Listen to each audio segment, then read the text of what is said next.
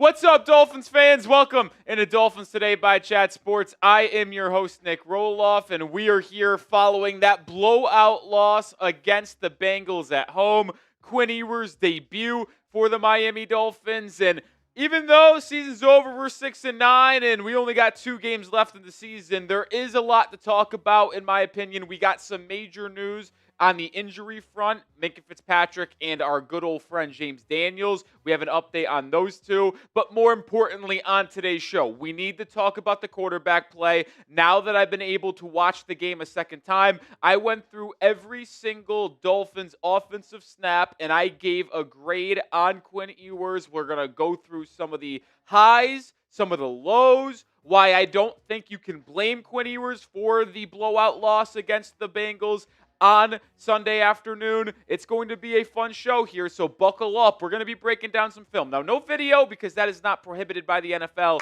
but we got screenshots and we got some other advanced stats to get into as well. We're also going to do a Q&A at the end of the episode in the live show, so make sure you stick around. And if you have any questions right now, hashtag Dolphins or Super Chat can get you in the queue for that Q&A. But welcome in Producer Coop, and shout out your city for me down in the comments section. How are you doing? Coop, how are you doing? I am well. I was trying to process the Quinn Ewers game yesterday. Yeah, as the biggest Quinn Ewers guy at the show. No doubt.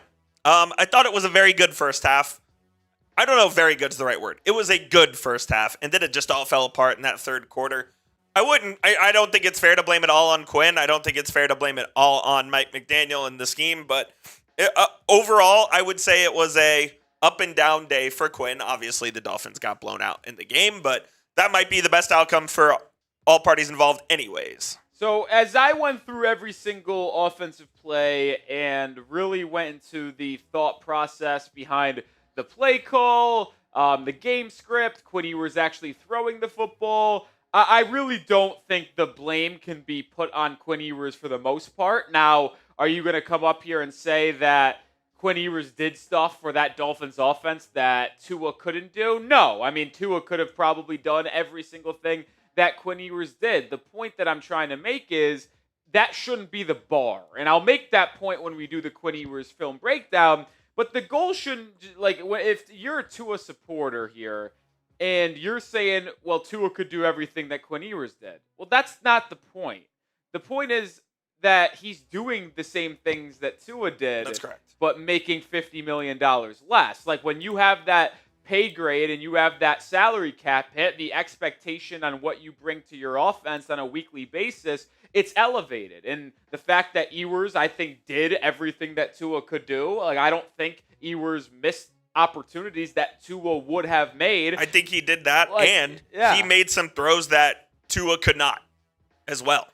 Like, listen, here's the point I'm trying to make. If Tua's at quarterback, do the Dolphins win that game? No. Is Quinn Ewers the quarterback of the future for the Miami Dolphins? No, but there is an opportunity for him to continue to improve over the next 2 weeks, and maybe we get more clarity on his ceiling in the NFL. The idea that I'm trying to come and draw here on the conclusion is that I don't think you can write off Quinn Ewers as a NFL average starter potentially, or even a long-term backup just yet. There were ups, there were downs, And I think a lot of the issues that we saw take place in the second half for Miami yesterday were out of Ewers' control for the most part. Now, that's not the entire truth, but there are plays here, especially that first interception, where I don't think you can blame him. Obviously, the refs calling that OPI changed the complexion of the game. And then you have a fumble by Greg Dulcich on the next play after the OPI call. So to me, I think we're having a very different conversation about Mike McDaniel and Quinn Ewers if that OPI isn't called, because it would have been Dolphins football inside the Bengals 35, down 3. And instead, 2 plays later, the Bengals have it up 3 at the Dolphins 30-yard line. So it would have been a very different story. It would have been a very different story. Yeah, I mean, a couple of plays go the other way, and we might be talking about a ball game that's much closer. I'm not going to say the Dolphins would have came away with the win. Yeah, I probably would still say they lose that game because let's just call a spade, even though Miami's a better record. Cincinnati's a better team when they're fully healthy, and they were healthy on offense at least with Burrow, Higgins, and Chase. So I just think it would have been a closer game. It would also have been allowed us to evaluate Quinn a little bit more too, which is a bummer because if it's a close game late and those fourth quarter possessions matter a lot more, we get to learn a lot more about the young rookie. But great the first start for Quinn Ewers. It's our live poll, but I want to see what the people have to say. Now, 38% give him a C, 11% A, 35% B, 16% D or F. It's flip-flopping between B and C on what is the most likely outcome. And that tells me that's where it lies. Which means I'm probably guessing the consensus to B minus. is C plus. C plus, B minus, I'll go C plus, yeah. I would agree with that. And that's, look, you saw some things that you're like, okay, that's why this guy is in the NFL. And then you saw some things where it's like, oh, that's why he wasn't a top draft pick. And that's why he fell to the 7th round. So you got both sides of the coin there with Quinn.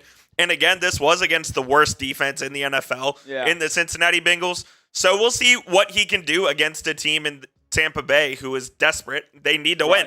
And they have a really good, I would say really good, but an experienced defense with a legendary defensive play caller, Todd Bowles. Like, he'll have a lot of exotic coverages, a lot of exotic blitzes scripted up for Quinn Ewers. So it'll be fascinating to see how he responds and handles that. But Tyson Bryant's giving Quinn a C.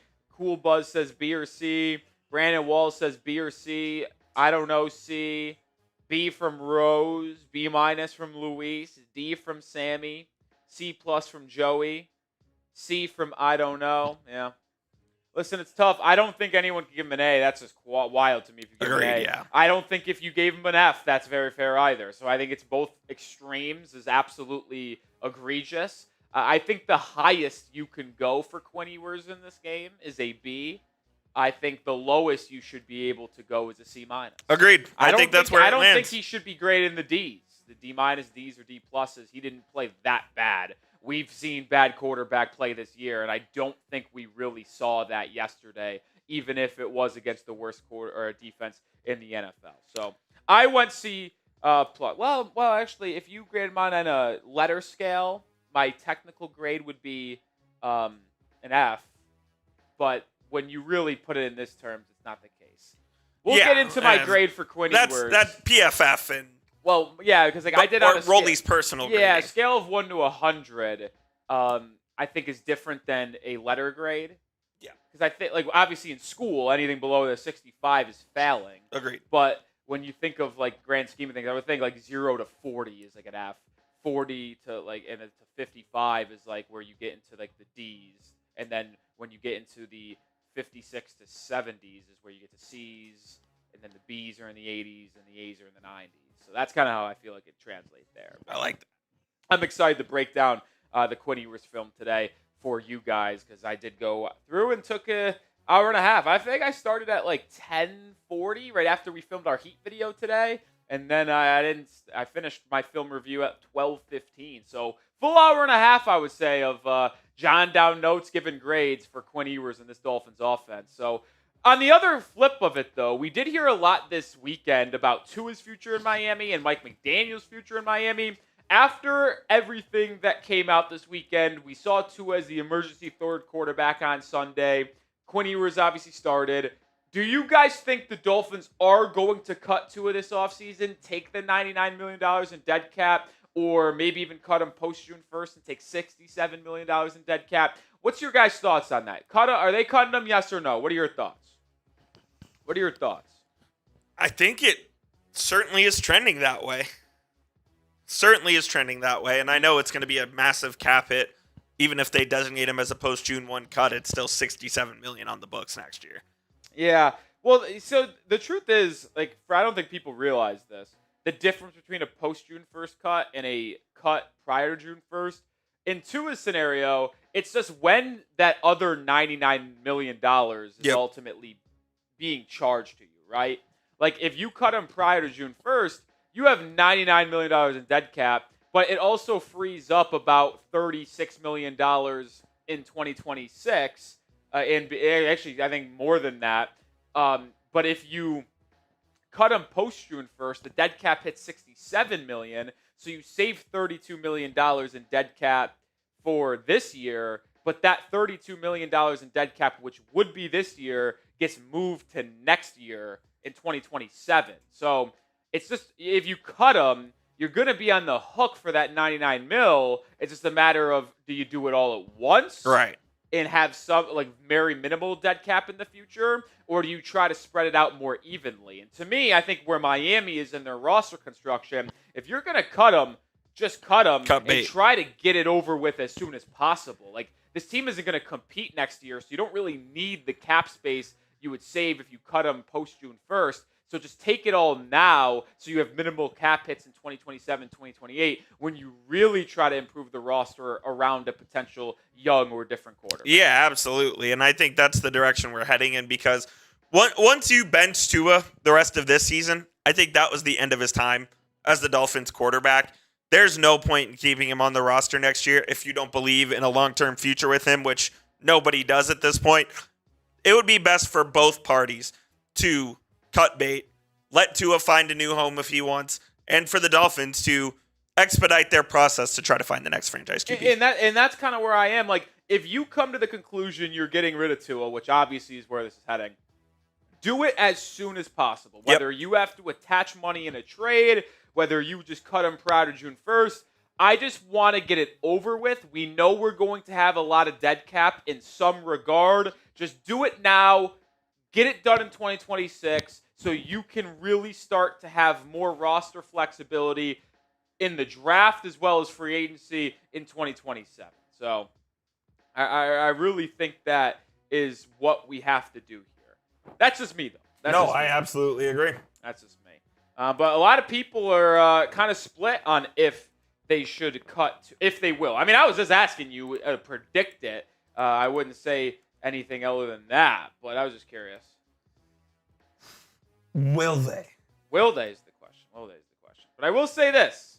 We do want to get into today's action. We have a very fun live show. We mentioned it. A lot of news to discuss around James Daniels, Minka Fitzpatrick. Mike McDaniel spoke to the media today. We also are doing a Quinn Ewers film breakdown from his debut start, and we'll get into that right away. That is our first segment, but we got to get to 45 likes. We have about 90 people watching. Hit that thumbs up icon. We're at 26 likes, so we need 19 likes to get to that 45 number. Like it up. Once we get to that 45 like number, we are going to start today's show. But also follow Mike Nintendo Masters lead for me if you want to.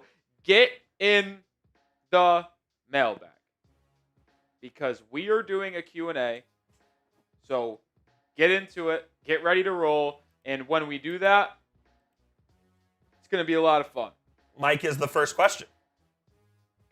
Mike is going to be the question. I got to read something here, Coops. You're good. Hit that like button. Keep going. We are at 38. We need 7 more likes to get the show started. 7 more likes. Then we'll get into the Quinn Ewers film breakdown. There's some interesting little nuggets that we have. We're going to go through a bunch of Quinn's plays and throws and take a look at what we saw on there. Some good, some bad, some unexpected things. So stay tuned. Before we do this, I have a question for you. Do you think in the spelling bee you could spell nonetheless? Because I just typed it out, and I had no clue. Absolutely. Give it to me. It's the words put together. Okay, And that's fair. Yeah. I mean, yeah. I didn't know if the E was going to be there in between the N and that's the T. fair. That's my mess. That was my mess. I went N-O-N and then the less. I didn't know the E was there. Was that from our former coworker? No, Brent James. That thumbnail, the YouTube that got taken off because of sexual nudity, they finally restored it and said that's our bad. And I just said that's still ridiculous, but good nonetheless. Nice. Yeah. That's pretty funny. Yeah. So use hashtag Dolphins or Super Chat to get in the mailbag. I see a couple in there from Mike Nintendo Master. I see Axie in there. So appreciate y'all. Axie, I will say this. I did not see the mock draft since I saw it now. If you want to ask a question about what the Dolphins did in that mock draft so I know what to answer, that would be much appreciated because I am not sure there. Not sure there. Mike, we put that question in last week's mailbag, so we're not going to use that one. We need a different question. This guy's unbelievable. Steve, look at this for question, then we'll get into the mailbag or first segment. He goes, I can't take it. I'm going to a different channel if you don't get on McDaniel about the play calling. Stop the behind the line of scrimmage throws, please. Well, Steve must be a new viewer. He has to be a new viewer. There is no one who has been saying fire Mike McDaniel more than me. I've been saying it since December of 2024. I thought he should have never even had a chance to be coaching the team this season. So for him to say that I'm not getting on McDaniel, he must be new. Is a wild move. Welcome to the channel, Steve. It's a wild move. It's a wild move. I see a lot of good questions in the chat, by the way. But we got to use hashtag Dolphins in those individual comments so our software can pull them. Exactly. Yeah. So, all right, time for a Quinn Ewers film breakdown, followed by some news and a Q&A. We're going to get into the film breakdown first. So, Coop, when you're ready, let's jump into it. This one is going to be fun.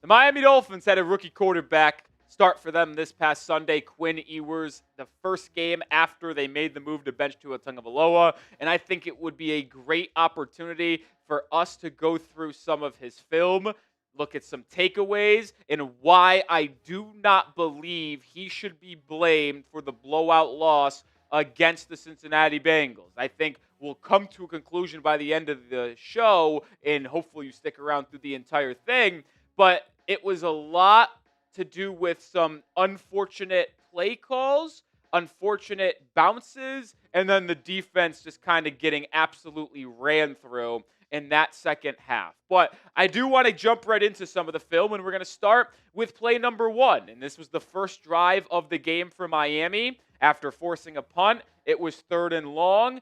Quinn Ewers, back to Bass. Now, what happened on this play, he ended up rolling out, making something happen, getting hit as he threw, and found Darren Waller for a 22-yard completion. It was a 50-50 ball that Waller just went up and won. But I do think this was a play that Quinn Ewers would want back. Why? Think about it. It's 3rd and 7, right? We got to get to the 25-yard line. That is our first down marker. And look at D. Eskridge here at the bottom of your screen, guard by number 20. He is breaking in, and that's exactly where Quinn eyes goes. This is his first read. This ball needs to be ripped right here.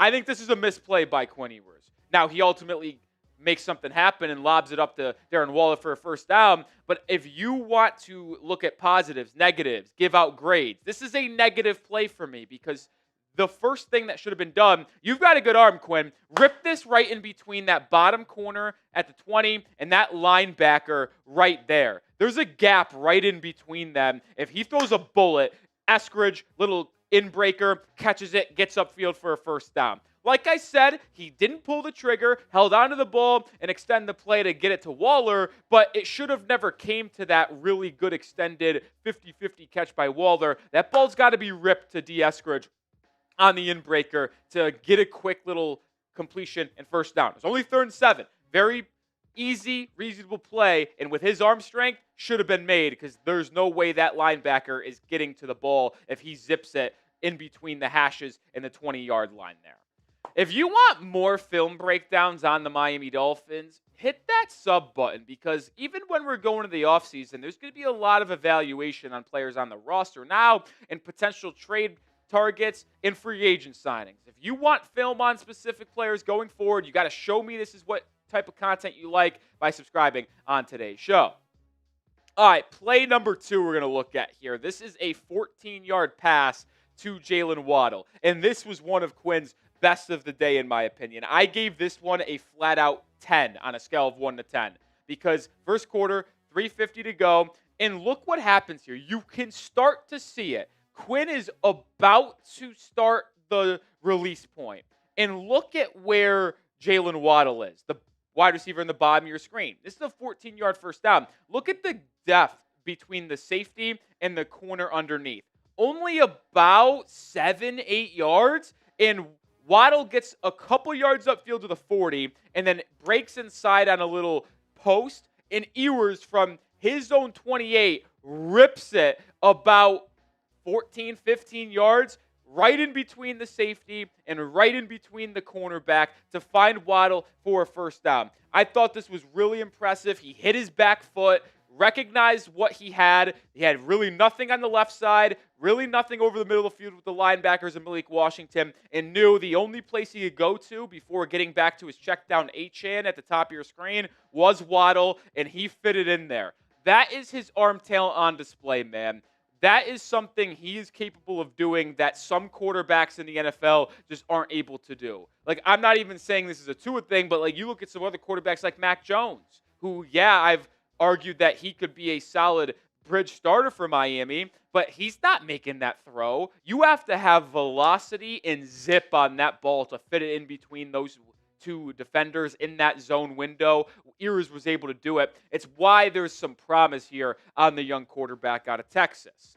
All right, moving on to play number 3 here, early second quarter. And if you were with us live, I talked about this play because it was a bad play. Under center, 7-step drop, and I give him credit. He gets to the top of his drop, hits that back foot, and he really just releases it right away. There is no hesitation. He hits that back foot, knows what he has, and he's decisive with it, which is a good thing. And it is the right play. But there was miscommunication here, or it was just a wildly inaccurate throw. Because you have one-on-one with Jalen Waddle at the top of your screen there with the cornerback. But what happens here is Waddle breaks off the route like it is a comeback or an out route at the 32-yard line. And you see Quinn here on our screen grab. He's already releasing it with Waddle at the 28. And the reason why I think it's a miscommunication or a wildly inaccurate throw is because if he's throwing this to Waddle at the 32, which is where Waddle broke it off, this is a perfect time to throw it. Because as he's releasing it, Waddle's going to get a couple more yards upfield, turn around, ball's going to be on him.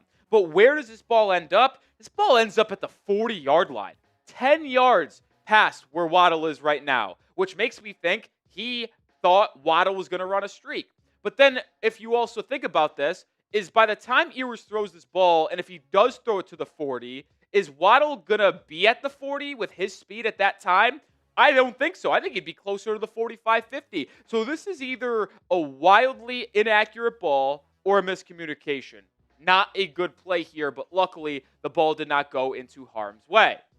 Play number 4, just a couple minutes later here, not even a full minute, is a check down pass. But this is why I want to make a point about how not everything is on Ewers on this offense. This is a Mike McDaniel issue.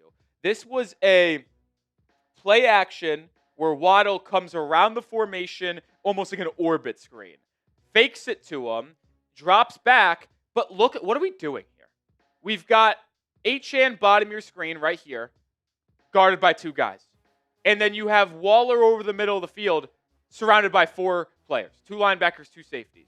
So the only option he has at this point is checking it down to Waddle, which he did. And if Julian Hill picks up that block of that defender at the top of the screen there, Waddle might break it for 6-7 yards. Who knows? Maybe makes another tackle and is off to the races. But Julian Hill misses on that block, and it's a 1-yard gain. But I just think the route combination that they were having here, like what was the goal on this play? Was it always a rope-a-dope to try to get it back to Waddle with a blocker in front of him? Was it to get Darren Waller open on a seam route? Either way, Cincinnati's defense was well prepared for it, and it was a play that don't think we should run again because it was absolutely bad. More plays and film to get to here, but before we do, grade Quinn Ewers' first start. 20 of 30 passing, 260 yards, 2 interceptions, no touchdowns, and a QB rating of 66. Pin comment on today's show, A, B, C, D, or F. Play 5. This one is one of my favorites. Can't say it's my actual favorite, but this is a good one. Long developing play action here. Takes the play action, gets about a 8-yard drop back to where he's like jogging backwards, hits that back foot, and it's a play caller's dream. You're only running about a 2-man route combination. Now, you do have a check down here, which helps hold the linebackers for a brief second, but this play was always decided either to go back to Waddle on the corner route, or if they doubled Waddle on the corner, to hit Dulcich at the top of your screen all the way to the left there on a one-on-one vertical route. Well, the safety gets deep to defend the vert, which allows Waddle one-on-one on the out route. He hits his back foot and fires across the field for a 25-yard, 30-yard in-the-air pass to get 17 yards to Waddle. Waddle with a great route, beats his man in man-to-man coverage, and was wide open. Didn't really have to be a special throw. Waddle was able to just catch it, come down with it, and then he ultimately fumbled on the play, and shout out Alec Ingold for hustling down there to be right in the right spot when Waddle fumbled that for them to ultimately recover it. But that is a good play there by Quinn Ewers. A lot of quarterbacks can make that play, but the velocity, the timing, all good. I give that ball a grade of a 7.1 out of 10, if you will. All right, let's move on to the second half now, where things got very, very ugly. We start with 9:36. I think this is one of the more dangerous throws that Ewers made in this game, but also a very fascinating concept as well. So you ran a flat and a swing for Devon Achane, double slants with Dulcich and Waddle, and then at the bottom of your screen here, you have about Darren Waller on a hitch or an out route. Obviously, the first read on this play is to the right side of the field because you have 3 routes coming that way. So do you hit the slant on the inside, slant on the outside, or check it down to Achane? Well, it's a relatively fine pocket at first if you're getting out of your hands quickly. But here's the thing. Greg Dulcich is not open. Achane, not open. And Waddle here, even though there is room in front of his defender at about an 8-yard gap, he breaks in. How are you going to get it to him with that underneath linebacker defending Dulcich and Waddle almost at the same time? So what I would like to see here, and I know this is high-level quarterback play that I'm expecting, but this is the growth that we need to see out of Ewers if he wants to be a starter. Jonah Savinaya gets absolutely beat to the inside on this. Just a disgusting pass block rep by Jonah. Shocker. But if Ewers is able to recognize this, make a nice little adjustment in the pocket to his left, well, now that resets his feet, he's able to square up, and either he can hit Dulcich still on a slant, he can hit Waddle with a more accurate throwing window, or he could find Darren Waller at the bottom of your screen, who was wide open at the end of this play. This was a forced one where he put it in the harm's way, a turnover-worthy play in my opinion, because it was almost intercepted by that linebacker defending Dulcich because he tried to float it over the top of him. Just not a good play there by Quinn Ewers. But now we get into the meats and potatoes here. This was Quinn Ewers' first interception just a couple plays later in the third quarter, trailing 24-14. This is not a turnover-worthy play to me. Because remember what happened. It was 3rd and long. And you have a really good route combination here. It's a clear out route. This is exactly what you want to see. You have a bottom screen vert to take out that deep third safety, and you get cover 3. This is a cover 3 beater because you have the vert in the slot, Malik Washington.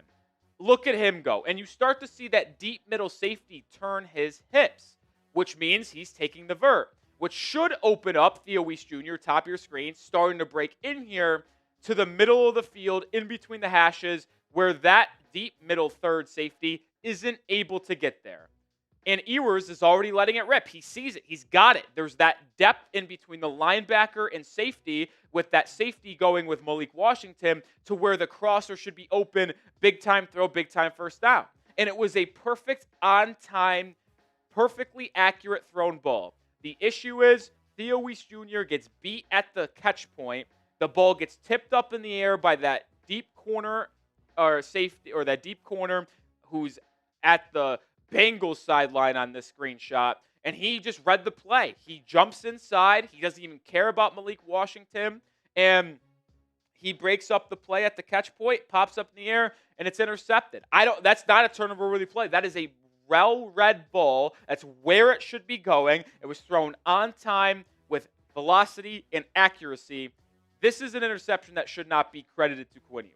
It just should not be. And Mike McDaniel agreed as well in the press conference on Monday. Now, you could also say, what about how crazy would it have been if he ripped that vertical shot? Because it would have been there.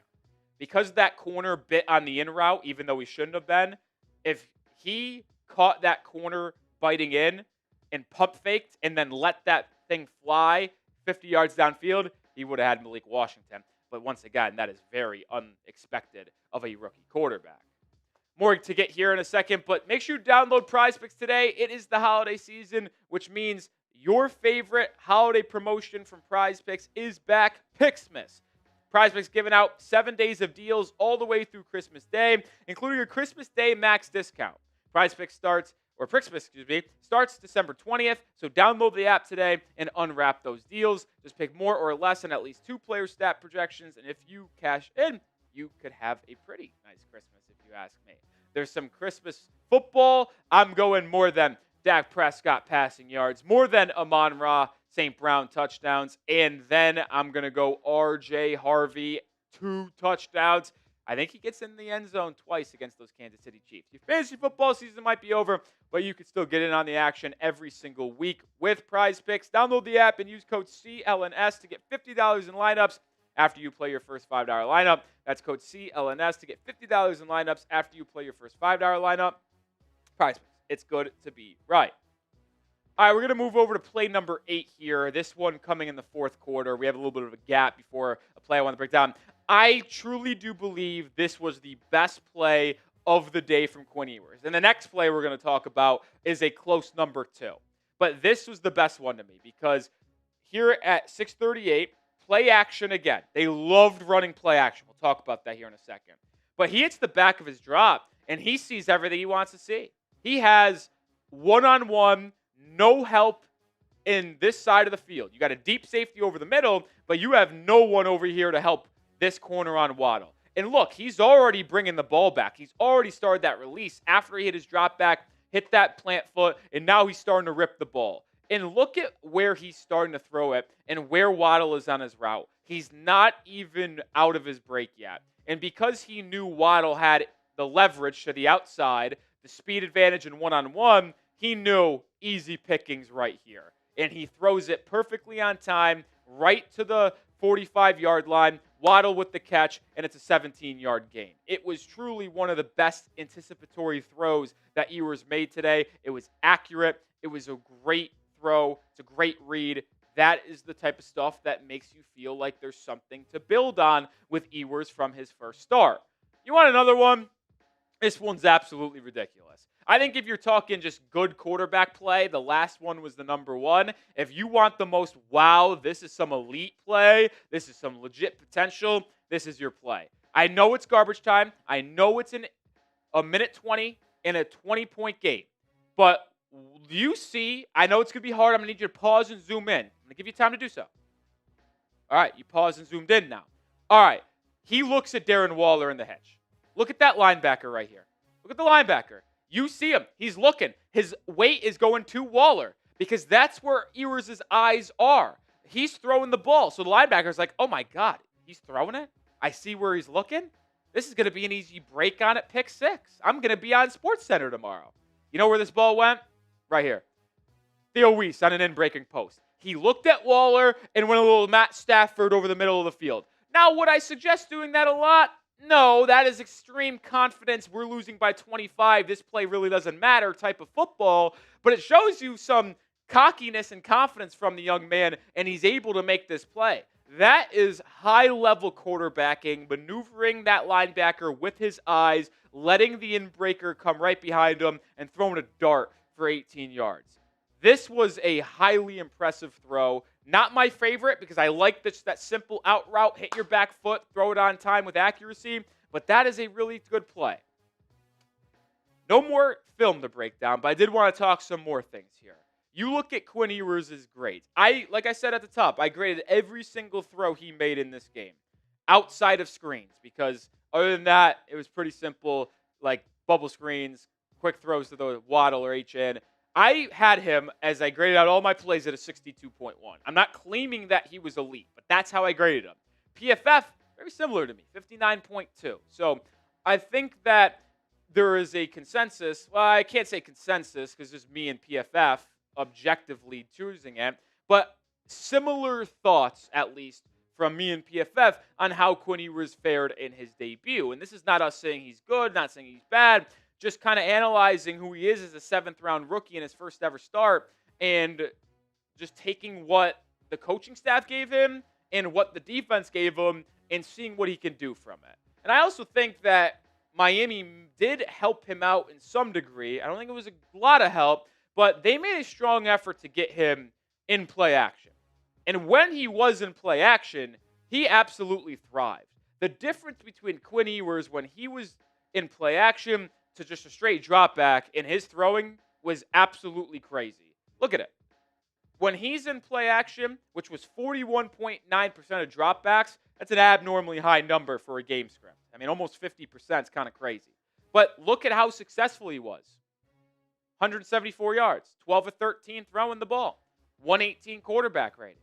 It became a little hairy when he was forced to just straight drop back, read a defense, make a read. But when the defense was being moved around by the fake handoff or people in motion, it allowed more throwing lanes for Quinn Ewers and allowed him to get into a rhythm. When he straight dropped back, it became a little bit difficult. In entering Monday Night Football, Ewers actually has the highest completion percentage over expected by 23.6%, and he has the highest EPA total at 10.1 on play-action passes.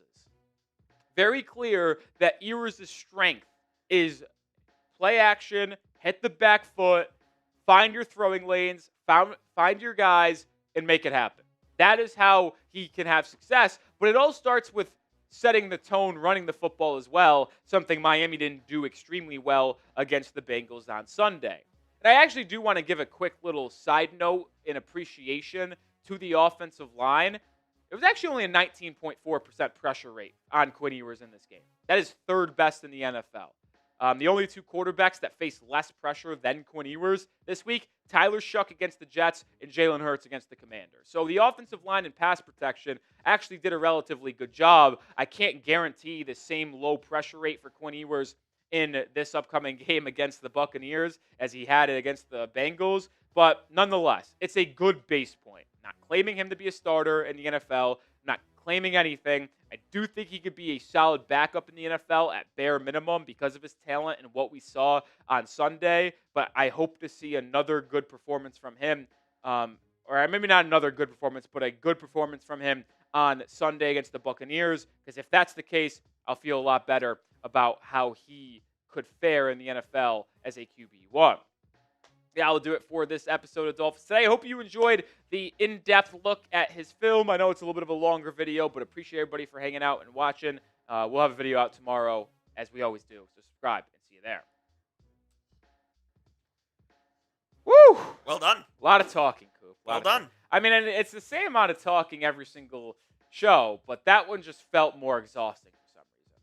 It was a little longer than normal, but not by much. Did we get to the 20-minute mark on that one? Yeah, it was about 22. 22. That's fair. That's fair. Like we said, we saw some good. We saw some bad. We saw some things he can improve on, and we saw some things the Dolphins should do to try to help him out more. So after seeing, because we talked about Quinn's performance, you saw the script, but you didn't really know my thoughts on it completely before filming that video. So let me hear your thoughts on my thoughts. Yeah, I mean, I think it was pretty fair. Like, there were a couple of throws that, like, even the first one, like, he made a completion to Darren Waller, but he probably picked the wrong option there. There's just a couple of those things that you would expect. a rookie making his first ever career start to happen. So overall, I think it was a pretty fair assessment. It was a pretty fair assessment. Interesting. Now, this is not a real sports book, and I would not advise gambling or betting on anything here, but Tua Tagovailoa next team odds, according to sportsbetting.com. Mm-hmm. Who do you think is the favorite? Oh, God. And it's 2-1. New York Giants. Which is, by the way, ridiculously low odds. For the best odds to be Yeah, 2-1. 2-1. That's way too high, I want to say. Like, it should be, like, at minimum plus 500. Yeah. It's the Cleveland Browns. Imagine. You want to know who number 2 is? New York Jets. The Browns can't even afford that because they have Deshaun on the cap still. Well, it would be if they cut him and Tua took like a 1-year cheap deal. Deshaun 100% GTD, baby. Chiefs 4-1, 3 on the list. Yeah. Raiders 4th, 5-1. Colts 5th, 6-1. These odds are not correct. Oh, I also think it's stupid to think about that stuff. Not correct. Another reminder, mailbag coming up after this next segment. Use hashtag Dolphins or Super Chat to get on the show. We've got about 3 questions right now, which means we need at least 5 more. We got how many questions? We got 3. Yeah, we need questions. Need at folks. least 5. We need questions. And they can't all be from Axiom and Mike. Yeah. I see the one from Hot Dog. There's a couple. There's one. I got Hot Dog. I see I don't know.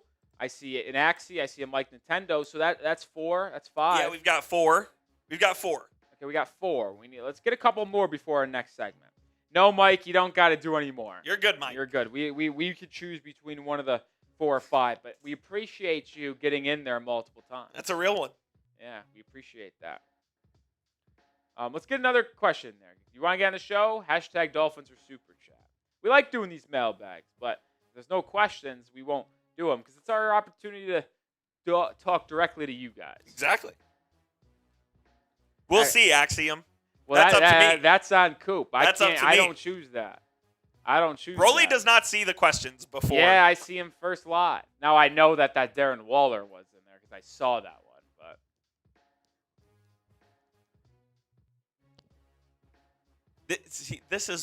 This is where this sport is messed up. Who gives one single F about this that? is why, yeah, your sports is messed up, period. Sport is messed up, period. I think someone in the chat has a crush on you. Yeah, who's that? Jergens. Where? He's calling you Papi Chulo. Isn't that another guy? Yeah. No, that's not another person in the app or the chat? No. No. What does that mean, Coop? You know? It means like shoddy, Oh, really? but in Spanish. Ish. All right. We'll do another mailbag call here in a second. Hopefully we have enough questions. We'd love to do a mailbag, but if not, not gonna force one here. So if you want the show, you guys know how to do it. Hashtag Dolphins or Super Chat. Yep, indeed. But with that being said, let's get into the latest Dolphins news on today's show. Let's get right into the news. For the Good question, James. love that, James. Okay. Does it correspond with the L3 on the graphic? It just says Dolphins rivalry collection. Yeah, if you want to. That'd be great. Great. All right, we're about to get the second segment loaded up with the latest Dolphins news. I feel like a little kid right now. I've got a rubber band for my lunch order, and I'm just playing with it in my hand. Were you too old for silly bands, Coop? No, that was right up my alley. Really? Yeah, I don't believe you. it was. What were you in high school playing with silly Dude, bands? freshman year in high school, silly bands was Oh my the God, rave. you were in high school doing silly bands. Yeah, That's dude. crazy. I was in elementary school. like 2014. That Excuse me. It was earlier. than 2010. that. Yeah, it was like 2010, 2012. I was a freshman in high school in 2010. Yeah, in 2010 I was in 5th grade. Coop. Yeah, that's when we were doing silly bands. That's crazy. It actually might have been earlier. That was during the Texas Rangers First World Series run. Hold on, let me think about this. graduated 2018, junior 17, 16 sophomore, 15 freshman, 14 8th grade, 13 7th grade, 12 So you'd have been 4th grade. 6th grade. I was in 4th, 5th, 6th grade in that range. That was during the Rangers' first World Series run, and they came out with Texas Rangers silly bands. Now, I don't want to throw a dagger in you, and I know this is one. Does it make you feel old to learn that you were a freshman in high school when I was in 4th grade? No, because I knew that already because of our age difference. You're 25, right? Yeah. But it's just funny. Yeah, because that would make you 10. That would make me 14. Yeah. Okay. Yeah. No, it's not a dagger. No? No dagger. I actually might have been. No, I was definitely in 4th grade because I was really young for my grade. I was borderline playing a grade up. Yeah, when your birthday is where it is. Yeah. Like I could have been I could have went Division I football. You should have stayed back. If I stayed back though, I probably would have had a very different life. That is for sure. You think so? Oh, 100%.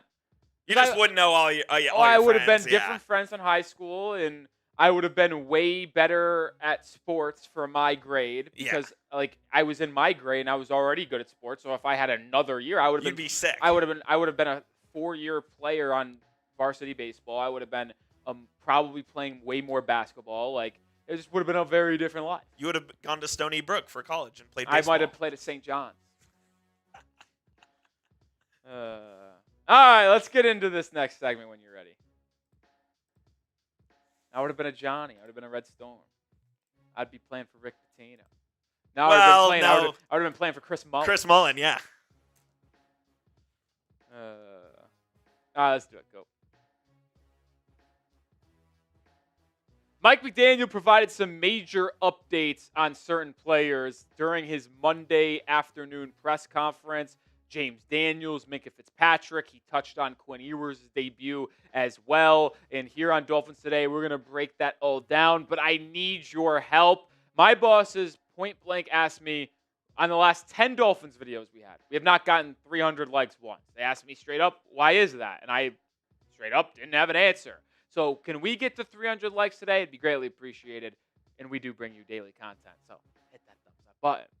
All right, but let's get into the news around James Daniels because after being placed on IR following the first week of the season where he suffered a pec injury on the 4th play of the season against the Indianapolis Colts, he was placed on IR. And McDaniel at the time said they hope it's a sooner rather than later type of injury. So the immediate fan expectation was that James Daniels is going to be back probably week 6, maybe week 7 or 8 for the Miami Dolphins. Well, he isn't back, and he won't be back. He's out for the year. Like, what a joke this is. And I know some people's bodies just ultimately, like, heal differently, but this is just a ridiculous thing to have a pec injury cost you the year when the head coach said they hope it's going to be a 4 or 5 week injury, and the next thing you know, it's over.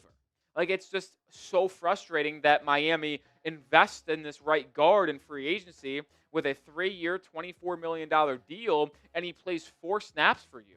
And then you've got this garbage from Mike McDaniel. Barry Jackson point-blank asked McDaniel that if he said, is James Daniels going to be on the team next year if McDaniel still has a say of it?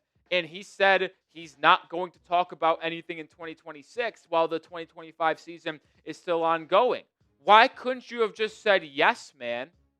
Like, he signed a 3-year deal, and I get it. You can get out of the contract if you cut him prior to June 1st. Like, you see his contract for this year, you see it for the next 2 years. You can save $5.8 million in cap if you cut him prior to June 1st, but you would leave $4 million in dead cap.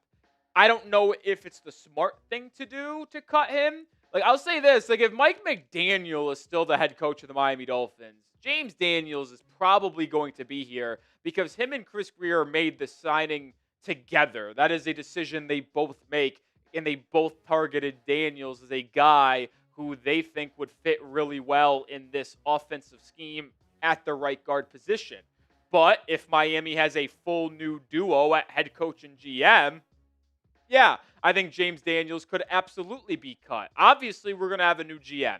But if Mike McDaniel is actually let go and they bring in someone new who has a different offensive philosophy, whether it's the coordinator or themselves outright, and they don't view James Daniels as the best fit at right guard, then there is a very high chance they cut him, and he never plays a real snap for the Miami Dolphins because he only played 4 snaps in the opening game, and then he was out for the year. Like, that would be absolutely catastrophic and the most hashtag of course thing ever for the Miami Dolphins. But this does open up a conversation about a different right guard on the roster, that being Cole Strange, who since week 4 against the New York Jets has been the starting guy, and he's been the starter for the entire year since that week 4 Monday Night Football game. I wouldn't mind bringing him back. He's been a pleasant surprise.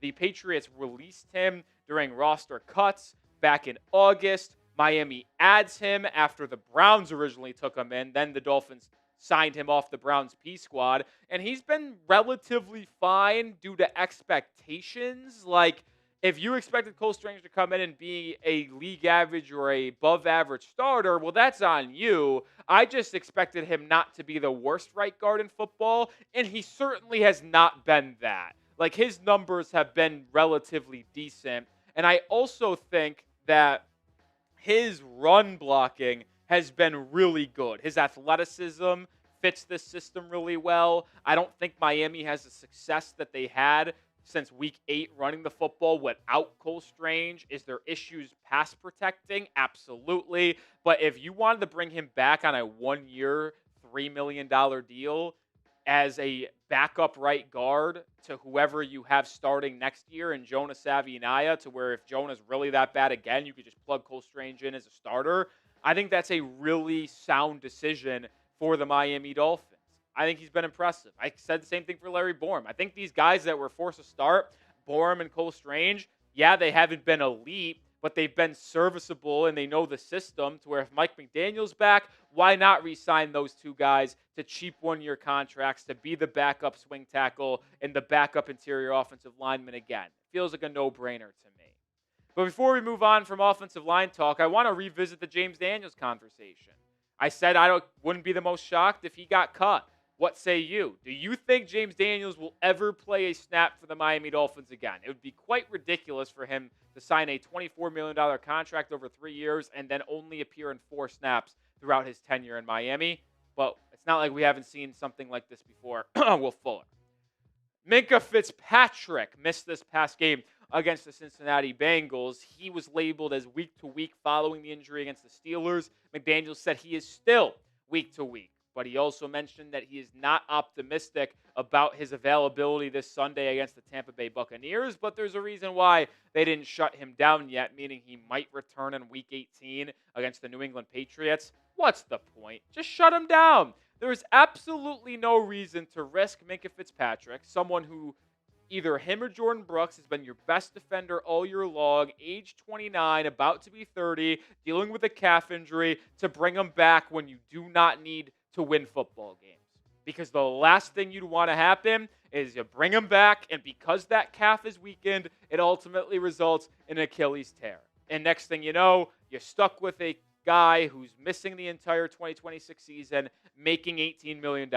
That would be an absolute train wreck.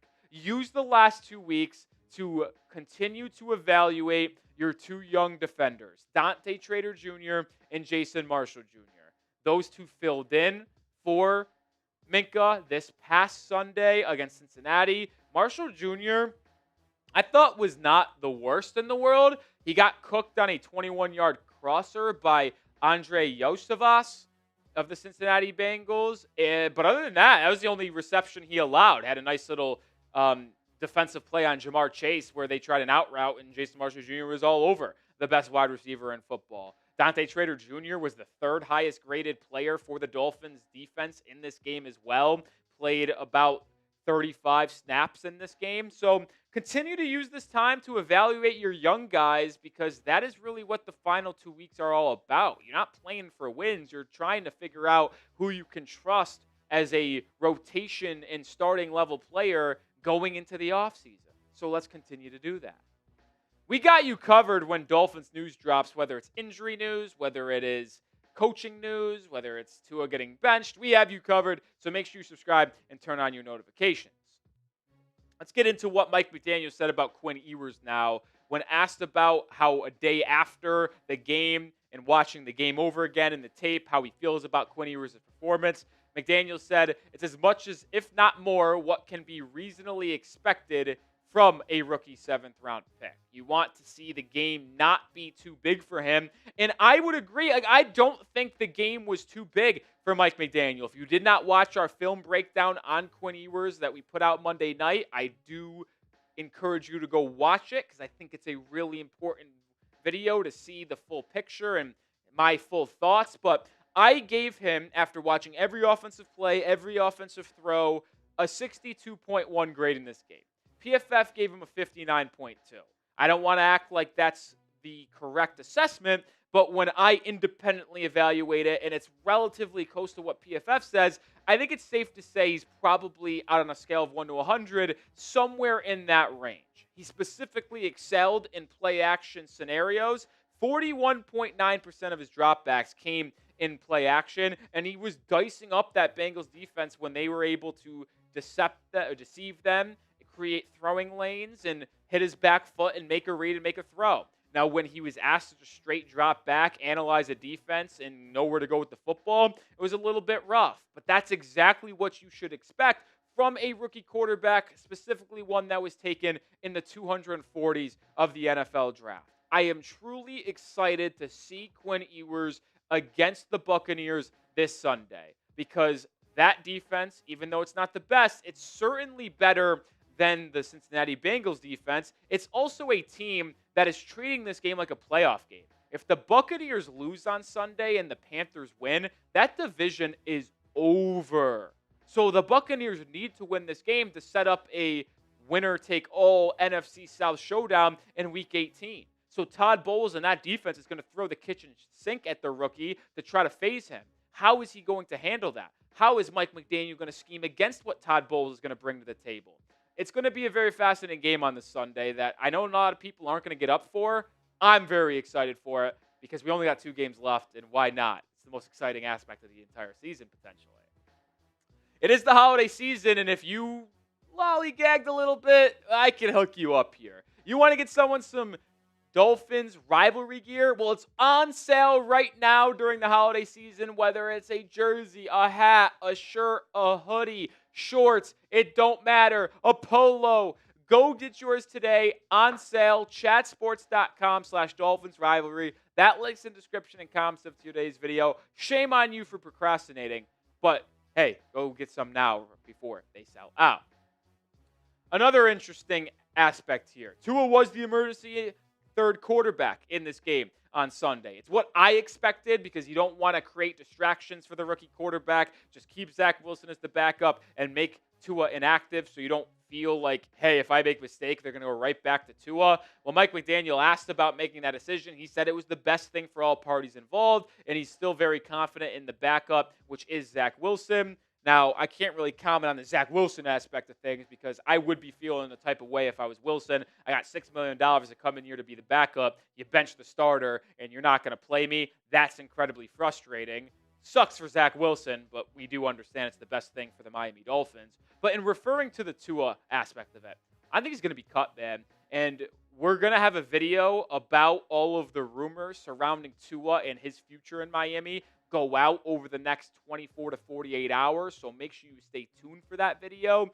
But based off what you're hearing from Mike McDaniel, what you're hearing from Ian Rappaport, Tom Pelissero, Mike Garafolo, Adam Schefter, all signs are pointing towards an eventual trade or release of Tua Tagovailoa in this offseason.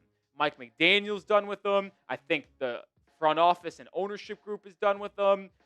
There's a lot of things that went south to cause this where it is, but it feels as if Tua is 1,000% done in Miami. And boy, oh boy, that's going to be some interesting offseason concept and eventual move if they make it happen. And when they make it happen, we will have you covered and update you along the way. So hit that sub button, lock us in for daily Dolphins coverage. Woo!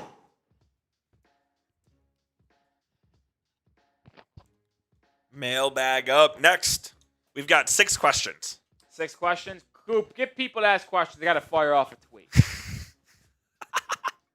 Okay. Use hashtag Dolphins or Super Chat to get on the show. Make sure it's a good question. For example, hashtag Dolphins. If Quinn Ewers balls out the next 2 games, should he be the starter next year? Or, for example, hashtag Dolphins. Should Mike McDaniel be fired? Something of that nature. Great question from IDK, even though we're only going to use one of your questions. So make sure you pick the best one out. If you're just joining us as well, still time to get on the show. We'll have the mailbag coming up in about 3 to 4 minutes. Oh, I also think Axie, when he referred to the PFF mock draft, it came out today right as we went live. Oh, really? Literally 3:05 Central Time. So as we went live, it was Miami trading up to get Fernando Mendoza. How about them apples? Now I understand. The projected trade was the first round pick this year, 10, our second, 44, and then our first or second next year. I fuck with it. I will say this. So if you are objectively trading from pick 10 to pick 1, that is a steal. No doubt. If you just trade 2 1s, 2 2s to move up from 10 to 1, so you're really only trading, if you think about it, 2 seconds and a future first to move up 9 spots to the number 1 overall pick. Like, that is low. Like, when the Panthers did it to go get up Bryce Young, they traded 2 firsts, 2 seconds, or 3 seconds. 3 seconds. And DJ Moore. So, like, if the Dolphins only needed to trade their 10, their second, and their first and second next year for the number 1 overall pick. Send it in, pick, Jerome. I think that is a good value for the number 1 overall pick. Now, would I do it to go draft either Dante Moore or Fernando Mendoza? No, I would not. Ooh, I think I would. No, I would not. If that's all it costs? Is Fernando Mendoza that good? Is he worth your first round pick in 27, essentially? And second round pick. Is the Dolphins... I thought it's just like not your second round pick in 26. What? It's your first, your second this year, and first and second next year. Oh, okay. I see. Yeah. I think I'd still consider it heavily. I just don't think this Dolphins roster is in a spot where they should be trading all of their young draft picks or their draft picks in the next 2 years. That's top 50 to go get a quarterback. That's the only drawback because they have so many holes on this roster. Like, to me, when you have so much dead cap that Miami is going to have after they move on from Tua, you need to use those picks to invest and have young talent. You got to hit on your top 50 picks. If you want to go trade up to get your quarterback in 2027, depending on where you are, go ahead. But when you are going to have as much dead cap as you are going to have in 2026, you are probably going to be picking in the top 5 in 2027. So you're basically trading 10, a top 5 pick in 2027, and a pick in the 30s to go get him. He better be Trevor Lawrence type of a prospect. I don't think Mendoza's even good. No, he's not. I don't think Lawrence is that good. He's having his best season of his career, but I'm talking as a prospect coming out, thought of like a no-brainer, like franchise-altering guy. I don't think Fernando Mendoza is a franchise-altering guy. I think he's a good quarterback. I think he's franchise-altering. I think he's in the same vein as Cam Ward. Yeah. But Cam Ward's more talented, I think, than Mendoza. And Cam Ward is going to break the Titans rookie passing record. He's been like sneaky, like solid for his situation, and just no one's talking about it. Like, the Titans are a dumpster fire, but he's making it look fun sometimes and making it look competent and making some wow plays. He's a pretty but Ward certainly is flying underneath the radar over there in Tennessee. Maybe another number 16 will come out of the draft next year and be a Dolphin. I think he sucks still. No, you don't. I do. He got better every week. What, in all honesty, Coop, what did he do this year to make you think he would be any better of a quarterback prospect than the quarterback we currently employ from the Longhorns? Oh, I think he's a better QB prospect than Quinn Ewers. But what has he done to show you that? I think he has more toughness than Quinn Ewers. I think he's shown his willingness to go get hit in the pocket. He's shown durability, number one. because he played in every single game and is going to. The number one thing you're bringing up, though, is not being injured. I don't like that. I think he developed as time went on. I think Quinn Ewers was virtually the same guy all 3 years in college. I think Arch had a great grasp of the offense. I think he is trusted by Sark as a first-year starter to make audibles and make changes at the line. He is able to command the offense. He got more accurate as time went on as well. He's able to use his legs better than Quinn. I do think he is a better prospect than Quinn Ewers. If you told me right now he's coming out of the draft, I know some people he's not he should be in the top. People would take him first round this year. What'd you say? If he went, people would take him. I think if his name was Arch Connor, he would not even be close. Disagree. No, I truly do believe. Yeah, you could have said that 2 months ago. Yeah. No, I think you could have said that him coming out of college, dude, or high school. Dude, look, if you go compare his stats to some of the guys coming out, his numbers are better. Numbers don't tell the whole story. They don't tell the whole story. All right, where are we on questions, Coop? We have a decent amount. We could use like one or two more, though. Coop, you should ask a question. You want me to ask you a question? That question I asked you. Embrace debate. Which one?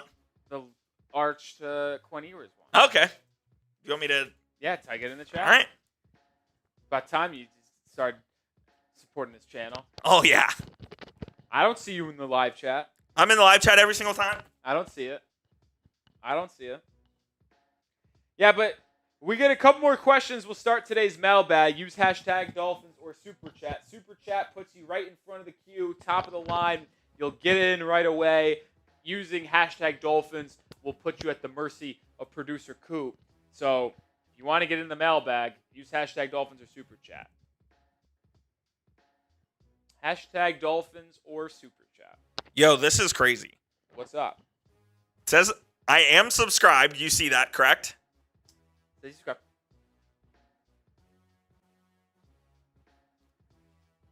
Now it lets me chat. It wasn't letting me chat earlier. Oh, there he goes. It wasn't letting me chat earlier. Slippery Coop. I just had to show it to you. Slippery Coop. That's all I know, man. This guy's slippery, slippery, slippery, slippery. He's slippery.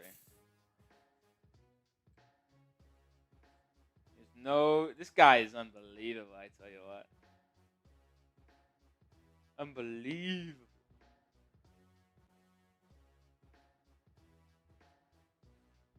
If I need to go ask myself a question, I will. No, I'm asking one. You got it? All right. I just like to stream for myself. Shout out to me. I threw it a thumbs up as well. There you go. That's the least of your job. Oh, there I am. Oh! How about it? Oh, I love it. I love it. I love it. No one else wants to get a question, though. Heartbreaker. It's kind of a dagger. That hurts. It hurts. Makes me feel like they don't want us to do mailbags in the future. Fine. I'll just find better ways to do content. But I just thought that you guys enjoyed the mailbags. I don't know. What's up, Time Man? How you doing? Time Man, what's up? Time Man, ask a question. That was very aggressive. Please. All right, let's just get into it. If you have to have multiple questions for multiple people, no, we're fine. That's not a big deal. I'm going to throw my own question in there. Yeah. All right. Like Jay Weiland, like that's a good question, but you got to use hashtag Dolphins in your comment. Great question, though. In your comment. All right, Coop, let's do it. We're, by the way, heads up, this mailbag is pushed out on Christmas, so that's why when I say Happy Dolphins Christmas mailbag, that's why. All right. Let's do it, Mr. Coop. Merry Christmas, Dolphins fans. This is a Christmas mailbag edition. And you ask, what does that mean? Well, it's just going out on Christmas. I am Nick Roloff. This is Dolphins Today. This mailbag was actually filmed on our Monday live show following the loss to the Cincinnati Bengals. And the first question is coming in from Hot Dog. Should the Dolphins re-sign Darren Waller? The veteran tight end has been a very welcomed addition this year. It got off to a rough start, missed the first 3 games of the season, but then returned with a bang in Week 4 on Monday Night Football, where he caught multiple touchdowns from Tua. And with Tua at quarterback, Waller saw a lot of action on third downs in the red zone. And in his first start with Quinn Ewers, he was targeted 3 times. He caught all 3 passes and had 40 yards receiving. All of those catches, by the way, gained a first down, with a couple of those receptions happening on 3rd down. So Waller's certainly been a very productive tight end for as cheap as he is costing you financially. Now, if you're asking if they should bring him back, I lean no. And I know some people are going to be surprised by that. But I do believe if Mike McDaniel returns to Miami next year, Julian Hill will be back because Mike McDaniel just loves Julian Hill as a blocking tight end. I would like to bring back Greg Dulcich because I thought he's shown a lot of good things. And despite the fumble on Sunday, he's done a lot of nice things in the receiving game. And he's a better blocker than Darren Waller. But that 3rd tight end spot, I think I want to fill with a younger guy, whether it's someone you sign in free agency like a Chikakonkwo, Isaiah Likely, Cade Otton, or someone in the draft, whether it's the first-round Kenyon Sadiq out of Oregon, whether it's Max Clare from Ohio State, Eli Stowers from Vanderbilt. I think these type of players are pieces Miami should invest in at the tight end position. So, no, I am not re-signing Darren Waller. I would re-sign Julian Hill and Greg Dulcich instead. Right now, Miami only has 1 tight end under contract in 2026. That's UDFA Jalen Conyers. If you didn't get featured on the mailbag, well, you can go hit me up on social media, specifically at Nick_Roloff. We have a lot of more content, a lot more conversation on Twitter surrounding the Miami Dolphins. So if you didn't get featured, well, you know where to find me. IDK.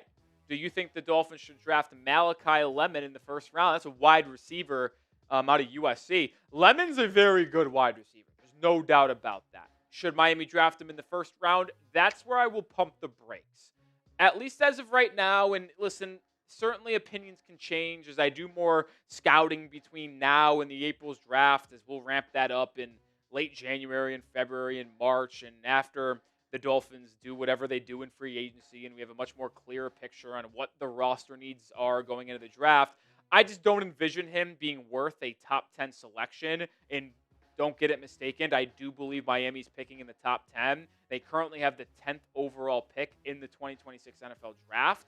And they have a very strong opportunity to move up in the draft depending on outcomes this week. I mean, the 3 teams ahead of them that they could potentially surpass are the Commanders, Bengals, and Saints. If the Dolphins lose out and the Bengals and Saints each just win a game, Miami would jump both of them and get to the 8th overall pick. The Bengals play, I believe, the Cardinals and Browns to round out the year. The Saints play, the Falcons and, who do they play this week, Coop?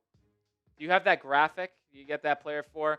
Who they for? We'll show it anyway. But Miami has an opportunity to move up from the 10th spot to the 8th spot in the draft if they ultimately lose out. The Saints round the year playing Tennessee and Atlanta, and the Bengals play Arizona and Cleveland. Like, you see the strength of schedule, which is how the tiebreaker goes. So Miami loses their last 2 games and finishes 6-11. Cincinnati beats one of Arizona and Cleveland. New Orleans beats one of Tennessee or Atlanta. Miami's going to jump up to the 8th overall pick, and I just don't think Malachi Lemon would be worth that 8th spot. If you wanted to take a wide receiver at pick number 8, where Miami's going to potentially pick in the first round, I would much rather consider Jordan Tyson from Arizona State or Carnell Tate from Ohio State. I would put Lemon as, like, behind those 2 without a question in this draft. So, no, long-winded answer, no Malachi Lemon in the first round, based on where Miami's picking right now. 20, different question. Mike Nintendo Master, is the cap hit worth it to cut Tua, or should you try to trade him for a low pick and get something for him? Well, here's the truth when it comes to Tua. I think they will move on regardless. How do they do it, though? I'm going to say they ultimately cut him. If they cut him prior to June 1st, you have $99 million in dead cap. If you wait till after June 1st, it is going to be $67 million in dead cap. But the truth is, if you wait till after June 1st to cut him, the $32 million difference just gets pushed to 2027. So you save more dead cap for this year, but you also add on your dead cap bill in 2027. And I'm actually against that. I think Miami, no matter what they do, is going to be a 5-win team, 6-win team at best in 2026. So just eat all of the dead cap that you can in 2026, which will then allow you to have more cap flexibility, more draft flexibility, entering the 2027 draft, 2027 free agency, to where then maybe you can try to completely overhaul your roster by truly adding players in free agency, adding high-level players through the draft. I think you should try, if you do cut them, to just do it right away prior to June 1st if the Dolphins are willing to eat that dead cap. When you're talking about a potential trade, you are not going to get anything for Tua. Newsflash, not happening. If you trade Tua, it's because you are attaching a draft pick and some money to send it away so you lower the number on yourselves. Like, I could easily see Miami trading Tua, a fifth or a fourth, and $30 million per se to a team to get Tua off the roster. That is certainly in play here. Will another team do that? I don't know. I think it's more likely that a cut ultimately takes place, but you will not be getting anything from Tua in a trade. But let me know what you think. Predict it. Will the Dolphins cut Tua in the offseason? Y for yes, N for no. You ask me questions. Now I'm asking you one. Axie, since we're in draft talk now, do you think we can add more draft capital later in the offseason despite not doing so in the trade deadline this year? Well, so Miami got the one day 2 pick, third rounder from the Philadelphia Eagles for Jalen Phillips, which gives Miami 5 selections in the top 100. I do think Miami can absolutely add more draft capital. Now, will it be a lot of draft capital? No, but there's obviously the big kahunas where if you traded a Jalen Waddle, you'd get a first-round pick back. Should Miami do that? No. You can trade Devon Achane, probably get a second-round pick or maybe even a first-round pick as he enters a contract year. Should you do that? Probably not. So you can trade high-level players to get high-level picks, but is this the draft to do so? I don't know if that's the case. I don't think this draft is really built out to have really elite-level players. I think there will be good players in this draft. There are really high-level guys, but is that going to be the case this year, that you just find unlimited elite players? I don't know. So I would be in on adding more draft capital in the 3rd, 4th, 5th round. Maybe if you trade a Micah Fitzpatrick, you trade a Bradley Chubb. So we'll keep an eye there. Maybe you trade an Austin Jackson potentially as well. But I think Miami will have the ability to add more draft capital in the trade market. Will they do that? That's the question that needs to be asked. More coming at here in a second, but it is the holiday season, which means Prize Picks is back with your favorite, and today is the last day to get on it. That would be 7 days of Picksmas. Prize Picks giving out 7 days of deals all the way through Christmas Day. So, yeah, today's the last day, but the last one is a Christmas Day max discount. So get in on the action and unwrap those deals. Just pick more or less on at least 2 player stat projections, and you can cash in. And your fantasy football season might be over, but you can still get on the action in the final 2 weeks of the year with Prize Picks. No draft required. My entry for today's action in football: more than Dak Prescott passing yards, more than Amon-Ra St. Brown touchdowns, and the nightcap R.J. Harvey gets into the end zone against the Chiefs twice. That is my 3-player entry. Join me and the millions of others on Prize Picks. Download the app today and use code CLNS to get $50 in lineups after you play your first $5 lineup. That's code CLNS to get $50 in lineups after you play your first $5 lineup. Prize Picks. It's good to be right.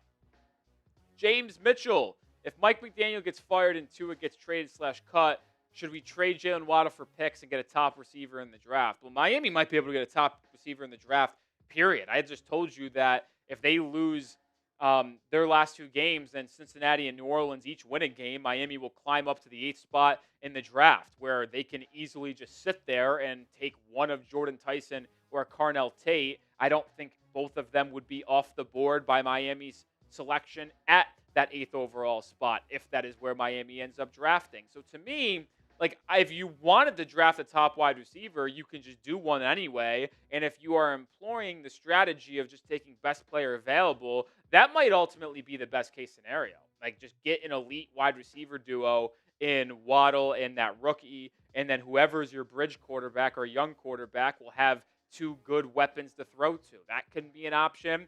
Now, I do not think trading Jalen Waddle is a smart idea. I think he is someone that every NFL team wants to have. And I get it. Miami is heading into a direction where they don't need him because they're not going to be competing for a championship.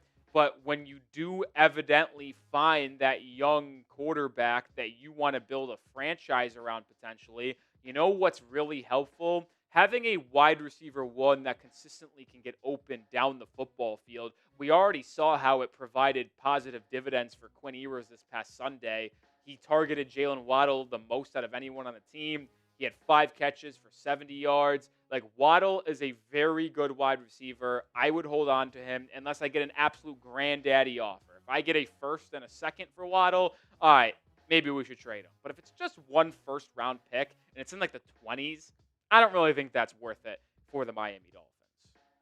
We are the most interactive Dolphins YouTube channel. Mailbags like this one, community. We're in the comments section consistently. So hit that sub button for daily Dolphins content, but we're also going to communicate with you. Clarky, Rolly, you said earlier this week you'd be willing to consider rolling with Quinn Ewers 2026, not 2027. Want that abundantly clear. If he played well in 2 of the last 3 games, would you say that's a good or bad game for him? I would say it is expected. A lot of ups, a lot of downs. So to me, I really do believe it is going to ultimately come down to these last 2 games. I think this first game was a meh. I gave him a 62.1 grade out of 100. PFF gave him a 59.2. Would you have liked to see a really perfect, awesome game from Quinn Ewers, considering he's playing the worst defense in the NFL? Sure. I just think it's also unreasonable to expect a 7th-round rookie to light up an NFL defense. I don't care how bad they are in the NFL. That's just unrealistic. But he now has a game under him. He has his feet wet. How are you going to improve? How are you going to respond? And you're playing 2 teams in Tampa and New England that are fighting for their playoff lives. Now, the Patriots already clinched a playoff spot, but they're fighting for the AFC East still, and they're still going to be jockeying for playoff position and probably still fighting for the number 1 seed in the AFC in Week 18.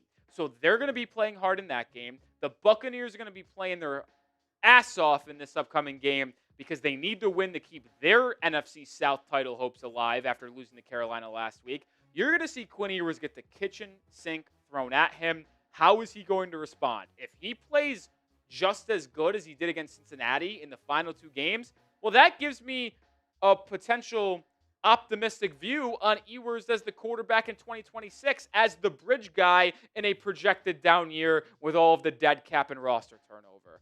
I would say it's an average game into my expectations for Quinn Ewers, Clarky, and the next 2 games are certainly going to be the indicator on how I view Quinn Ewers entering the offseason.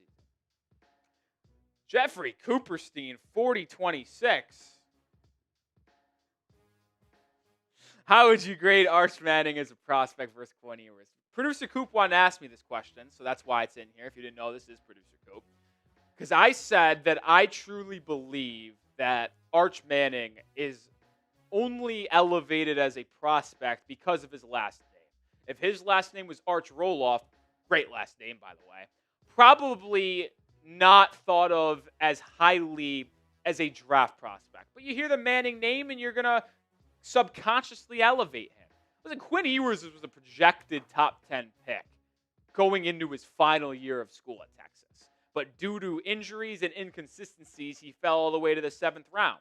Arch Manning did not have a good first full year as a starter. He improved as the year went along, but I still don't see it. And maybe that's on me. But when I watched him every single Saturday, I didn't get the vibe that this is a franchise-changing guy. Now, he's going back to school for his true sophomore season, or true junior, or redshirt sophomore season, or redshirt junior. Oh, he's a lot older than I thought. Either way, if he balls out this year and lights up the SEC, different conversation. But as of right now, I don't see it. Yeah, he's a little bit more durable, and he can make things happen with his legs, and that's his biggest strength. But I think he has way too much inaccurate tendencies to where he doesn't step into throws. He's all arm. He has a weird, sidearm weak release point I'm not the biggest fan of. We'll see what happens in his final year as Texas quarterback. But as it currently stands with Arch Manning, I don't really think he's more of a highly graded prospect than Quinn Ewers when Quinn was entering his final year of college. And that's my hot take. That's going to do it for this Christmas edition of Dolphins Today. We will have videos going out the next 2 days leading you up to Week 17, Dolphins, Buccaneers, Sunday football, where we will be live for that game as well. So subscribe and join us. I think that was a relatively fair assessment. Right? Like, I think it was, and I really stand by that. I'm not going to be a sheep. I'm not going to do it, Coop. I think in year 2, in Sark's offense, he's going to take a leap. We'll see. He's going to have to if he wants to go in a top part and of I'll that tell you this, draft. Didn't get any help from the offensive line this year either. They were horrific. Same old line. Or the running game. Same old line Quinn Ewers, that one? No, it wasn't. 4 different guys. Higher paid, though, in the NIL world. I don't know. Kelvin Banks was making a lot of money. I can just guarantee that based on inflation. Inflation year over year? Yeah. I don't think it's that much. Prices go up from year to year. They do. More NIL money to go around. We unfortunately were not paying enough because it was terrible. Our highest paid guy, Trevor Gooseby, left tackle, shout out. He's coming back, so that's nice. Dolphins, Dave, what makes you think Jalen Waddle isn't a wide receiver one? Seriously, I'm curious. What are your thoughts on that? Jalen Waddle is a wide receiver one. Easily a wide receiver one. I mean, assuming he doesn't poop himself, he's going to have over 1,000 yards in this season again, which would make every year of his career but last year a 1,000-yard season. He needs 90 yards to get to a rack. That's probably a benchmark. If you get 1,000 yards a season, you're... I think if you're a 1,000-yard wide receiver consistently, that is wide receiver one level football. Yep.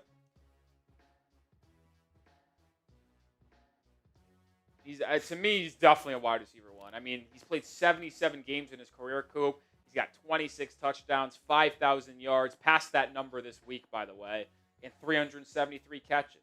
He's a wide receiver one. No doubt. And I know a lot of people want to talk about Waddle being injury prone. Does he get banged up and leave games with a potential injury and then return? Yes, but look at, think about this, Coop. 2021, 16 games. He doesn't miss games. 2022, 17. 2023, 14. 2024, 15. This year, 15 games. Yeah. And if he plays the final 2, he will not have missed a game this season. So I think the narrative that he's an injury-prone wide receiver, I think, is also very inaccurate. Does he pick up knick-knaggy injuries throughout the year? Yeah, but, who doesn't? It's an NFL 17-game season. No doubt.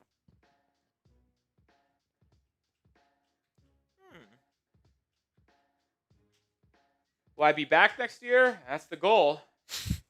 I hope so. That's the goal.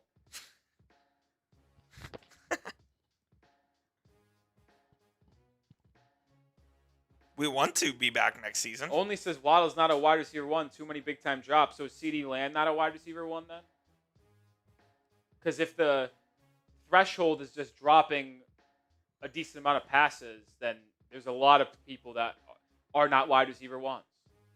You know why he drops a lot of passes? Because he gets targeted a lot. And yeah, the drops are frustrating. There's no doubt about that. But when you get targeted as much as a wide receiver one does, you're going to have more drops. If you look at the top 15 leaders in drops, all of them are going to be the elite. Or I'd say out of the 15 top drop leaders, 10 of them are elite level wide receivers because you just get targeted so much. There's a higher chance of drops. You think in drop percentage as well? Yes. Yeah. Yeah. I would agree. More you get targeted, more chances you have for drops. Yeah. I mean, simple math. He got mossed yesterday. I mean, it was a great play by the defensive back. I also think that was a bad throw by Ewers. When I graded that throw, that was as bad as it gets. He just lobbed it up, 50-50 ball, but he threw it inside. The ball needed to go outside. If the ball is on the boundary, that ball is either caught by Waddle or incomplete. He threw it inside, which was basically an easy catch for the wide or the corner. No doubt. Easy catch is questionable. But what's the suspension on DK? 2 games. Wow, so until the playoffs. He's appealing. I actually don't think he should appeal. Oh, why not? I know. Well, what if well, I guess they'll be done with it by the game on Sunday, right? Yeah. Yeah. Well, I just didn't want it to, imagine if it dragged on past this week, and then he gets suspended, upheld, and he misses the first playoff game? They wouldn't do that. If they hold it at 2, it'll be the first game of next year. Really? You think? Yeah. I mean, I got to be honest. I'm not going to be that guy, but like the reasons your guys are giving me for why he's not a wide receiver 1 doesn't make a lot of sense. They don't check out. Because you can cover him with one good quarterback. A corner. That's just not true at all. When Jalen Waddle's one-on-one, he wins those more than he loses. That's for sure. Yeah, DK got suspended for punching a fan.